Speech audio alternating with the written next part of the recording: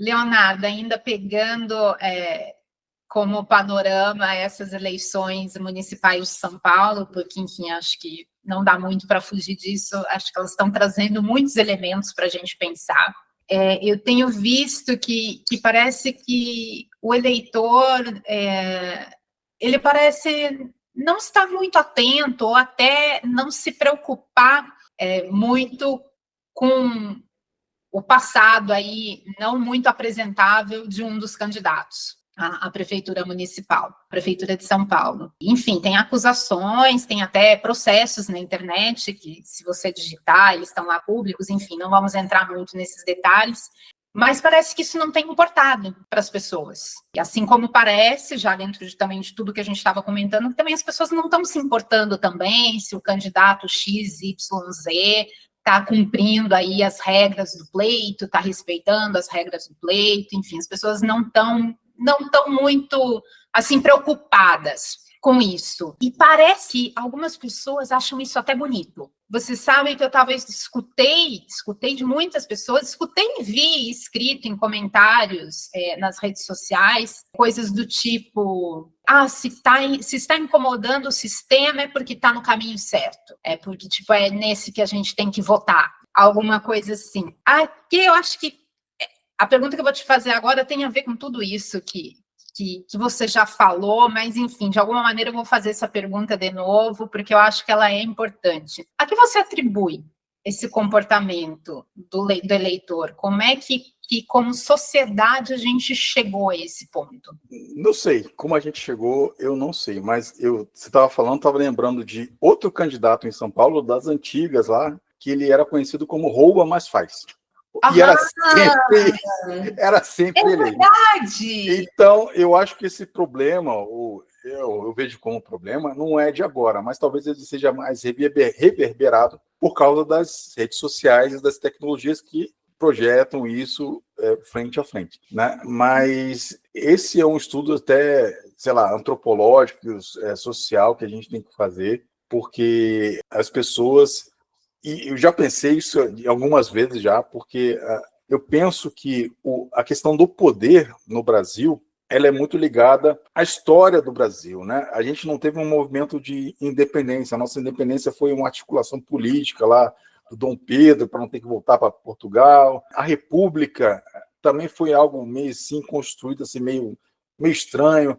A nossa abolição da escravatura também não teve um movimento dos escravos, das pessoas escravizadas, de libertação, sabe? Foi algo meio organizado na política. A nossa primeira legislação trabalhista, CLT, foi promulgada por um ditador, digamos assim, né? O Getúlio Vargas.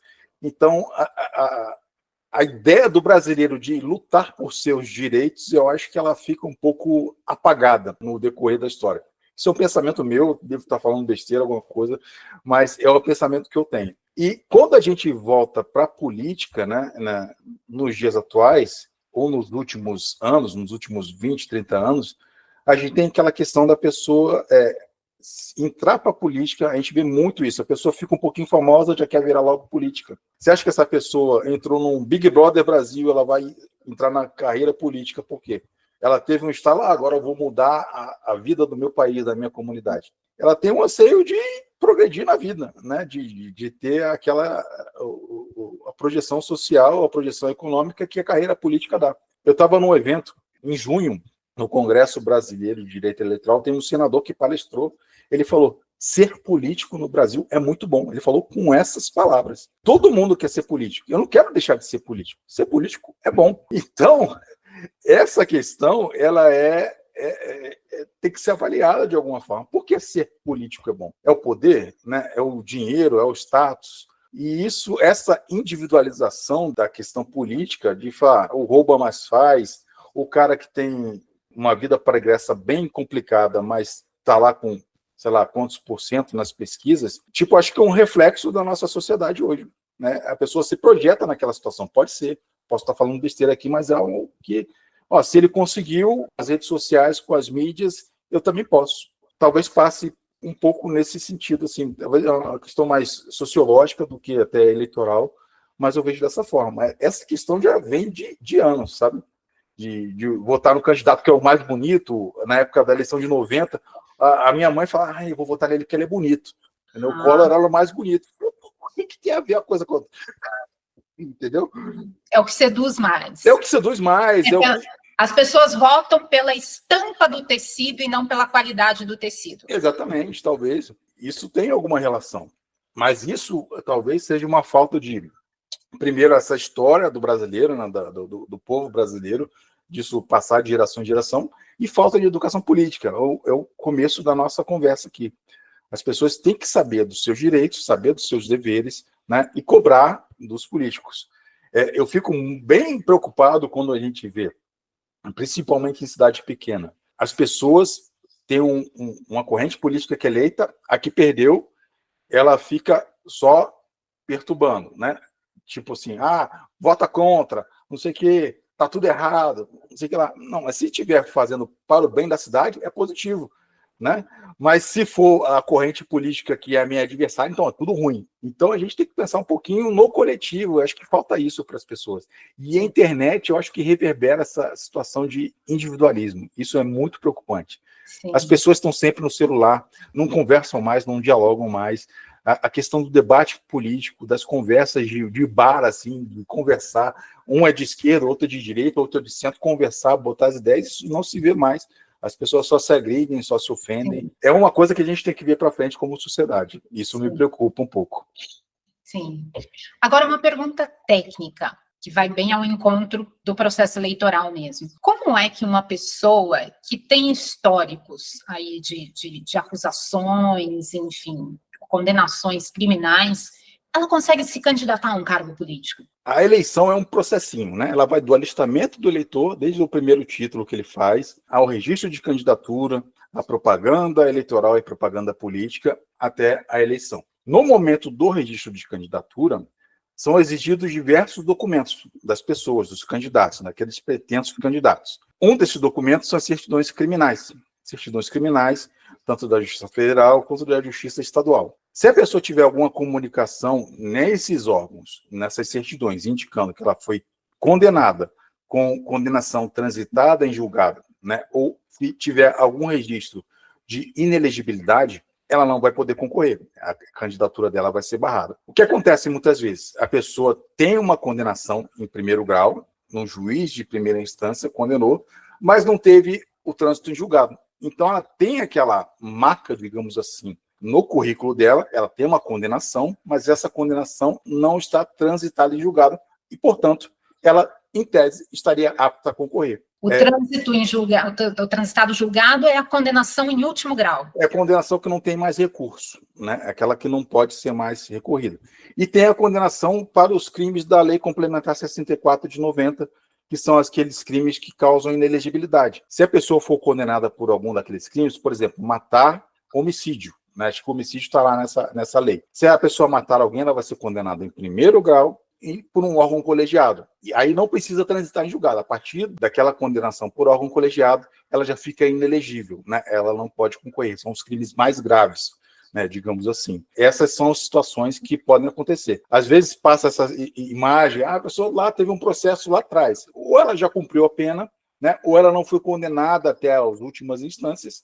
Então, em tese, o direito político dela está preservado, ela pode concorrer. Outra coisa que causa bastante polêmica são os votos dos presos provisórios. Algumas sessões da Justiça Eleitoral são instaladas em casas de detenção, por exemplo, onde a pessoa está cumprindo não está cumprindo pena. Ela está lá numa prisão temporária, numa prisão preventiva. Essa pessoa ela não foi condenada, não teve trânsito em julgado da condenação dela, então ela está cumprindo lá uma pena preventiva. Mais ou menos ali, no caso, uma pessoa que está sendo investigada e tal, e fica lá presa até as investigações ficarem concluídas. Essa pessoa tem os direitos políticos dela preservados. E é direito dela votar na eleição. Por isso que essas sessões eleitorais são instaladas nessas casas de detenção com pessoas que não são condenadas ainda. Isso causa muita polêmica quando aparece alguma notícia disso. O preso vota, isso aqui é um absurdo, não sei o quê. Eu falei, não, ela tem o direito político preservado enquanto não tiver a sentença penal condenatória transitada em julgado. Mais ou menos por aí. Mas o fato de não estar transitado em julgado também não significa que a pessoa é inocente, né? Pela justiça, ela é inocente, na verdade, até que haja condenação. Sim. A gente não pode pegar um certo... achar que todo candidato é de má índole. Isso também a gente tem que coibir um pouco. E eu critico, não critico não, que eu não posso criticar a decisão judicial, mas eu fico um pouco ressabiado quando a gente pega as candidaturas e coloca todas num saco só, né? Como se todo candidato fosse corrupto, como todo candidato tivesse condenação anterior. Na verdade, não é. Tem pessoas boas que querem entrar na política e não têm oportunidade e, às vezes, são taxadas de corruptas ou nesse sentido. Então, não é. As decisões da Justiça Eleitoral, a intervenção da Justiça Eleitoral, ela deve se preservar para ser a mínima possível, né? Retirar da disputa realmente aquele que não tem condição de estar na disputa. Aqui na nossa zona, a gente teve um caso de uma pessoa que tinha uma condenação por tráfico de drogas, com condenação em segunda instância. Essa pessoa foi retirada do pleito. Na verdade, ela não foi retirada ainda. Ela recorreu, ela está em recurso, o nome dela vai para a urna, mas se ela foi eleita e a condenação e o registro foi indeferido, também na segunda instância, os votos dela vão ser considerados nulos. Vai ser feito o recálculo lá para considerar o quociente eleitoral e partidário. Então, sempre de forma minimalista. A prioridade é o debate, são as ideias. Por mais que o candidato seja daquele perfil bem ruim, digamos assim, né, ele representa alguém que se sente representado por ele. Se ele não tiver uma condenação, se ele não tiver algo que possa impedi-lo, de fato, dele participar do pleito, ele vai participar. E que interessante, te ouvindo, para mim, como fica clara a democracia que a gente vive. Exatamente, é isso. E ainda assim, as pessoas insistem em enxergar uma ditadura em meio a essa democracia, né? Sim. Porque talvez, de fato, se a gente estivesse numa ditadura, nada disso seria possível, né? Exatamente. Inclusive, eu vi uns artigos essa semana que pontuavam que a justiça eleitoral está sendo lenta no caso de São Paulo. Na verdade, ela não está sendo lenta, ela está atuando de acordo com a possibilidade de atuação, né? A justiça não é polícia para prender, para tirar do pleito, não, ela tem que ser provocada. Se ela não for provocada, é justiça, a justiça tem que ser provocada, né? O juiz não vai bater na sua casa falando, ó, pague a pensão alimentícia. Se a pessoa não provocar, não vai ter o juiz batendo na sua casa, ou a decisão judicial batendo na sua casa, entendeu? Então, a justiça tem que ser provocada pelos atores, pelo Ministério Público, pelas outras candidaturas, né? E a partir daí vai ter atuação, decisão para o sim ou para o não, de acordo com o caso concreto.